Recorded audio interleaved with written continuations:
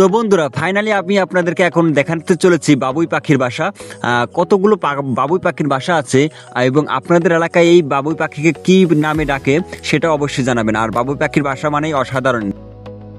তো এখন আমি যে গাছটির নিচে দাঁড়িয়ে আছি সেই গাছটিকে আমাদের এলাকায় তাল গাছ বলে। আর এই তাল গাছে সম্ভবত সব থেকে বেশি আমার জানা মতে বাবুই পাখি বাসা করে। আসলে আমি আপনাদেরকে একটু দেখানোর চেষ্টা করব যে এই গাছটিতে কতগুলো বাবুই পাখি আসলে বাসা বেঁধে রেখেছে। আর এই গাছটি এমনভাবে আসলে কারেন্টের লাইনের পাশ দিয়ে গিয়েছে, যার কারণে ওই পাশে কিছু ডালপালা কেটে ফেলেছে। আর বাদ বাকি যেগুলো ডাল আছে প্রতিটা ডালেই অলমোস্ট একটা করে দুটো করে বা অনেক বেশি করে বাবুই পাখি বাসা বেঁধেছে। আসলে বাবুই পাখিকে দেখি আমাদের অনেক কিছু শিকার আছে যে কত সুন্দরভাবে একটি বাসা তৈরি করা যায়। সো বাবুই পাখির বাসাগুলো দেখার জন্য আমি চেয়েছিলাম যে গাছে উঠবো, বাট গাছে কোনো প্রকার ময়ূর ছিল না, যার কারণে আমি আসলে গাছে উঠতে পারি নাই। সো আমি নিচ থেকে আপনাদেরকে দেখানোর চেষ্টা করতেছি। আপনারা অনেক রিকোয়েস্ট করেছিলেন যে আমাকে বাবুই পাখির বাসা বা অন্যান্য পাখির বাসা, সমস্ত পাখির বাসা যদি দেখাতেন। সে দেখতে পাচ্ছেন আসলে আমি হাত দিয়ে দেখানোর চেষ্টা করতেছি যে বাবুই পাখিগুলো কীভাবে খেলা করেছে, নাচানাচি করছে তারা তাদের বাসাটিতে।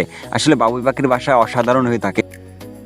সো আমি চারিপাশে থেকে ঘুরিয়ে ঘুরিয়ে দেখানোর চেষ্টা করতেছি যে আসলে বাবুই পাখি কতগুলো আছে এই গাছে।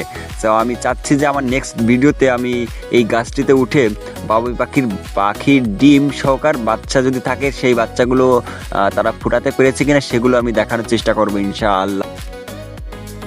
সো ফাইনালি আপনাদেরকে যে আমি দেখাতে পেরেছি বাবুই পাখির বাসা, এই বাসাটাতে কি আছে না আছে আমি জানি না শিওর। কতগুলো পাখি এখানে বসবাস করে, তবে তারা ঝাঁক বেঁধে একসঙ্গে বসবাস করে।